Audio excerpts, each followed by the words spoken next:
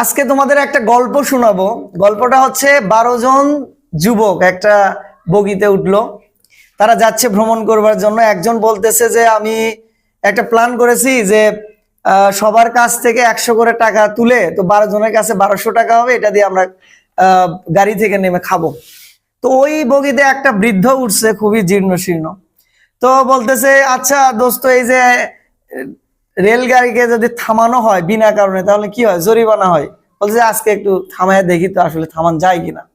তো একজন বলতেছে তাহলে তো জরিমানা খাইতে হবে। বলতেছে এই যে 1200 টাকা উঠলো না, এটার মধ্যে দিয়ে 600 টাকা দিলাম, আর 600 টাকা আমরা খাবো।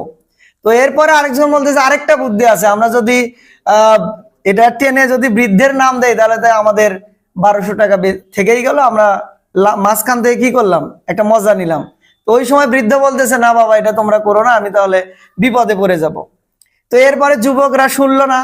তো একটা যুবক ওইখানে চাকু দিয়ে আমরা ছিলতেছিল আর খাচ্ছিল।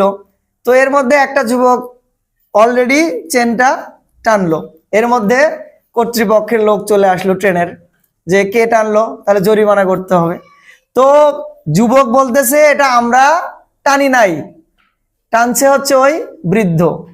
এরপরে বৃদ্ধ বলতেছে হ্যাঁ আমি টানছি। বলছে কেন টানলেন? বলছে বিপদে পড়ে। কি বিপদ? বলতেছে এই 12 জন আমাকে জিম্মি করে, এই যে দেখেন হাতে চাকু, এটা ধরে আমার কাছ থেকে 1200 টাকা ছিনতাই করছে। বিশ্বাস না হলে পকেটে দেখেন। এরপর কর্তৃপক্ষ চেক করে দেখলো যে তাদের পকেটে আসলেই 1200 টাকা। এরপর রেলের কর্তৃপক্ষ কি করলো, তাকে তার সেই 12 জনকে নিয়ে গেল এবং হচ্ছে যে 1200 টাকা বৃদ্ধকে দিয়ে গেল। মরাল অফ দ্য স্টোরি কি? সেইটা হচ্ছে যে কাউকে বিপদে যদি কেউ ফেলতে চায়, সেই বিপদে কিন্তু একসময় সে নিজেই পড়ে।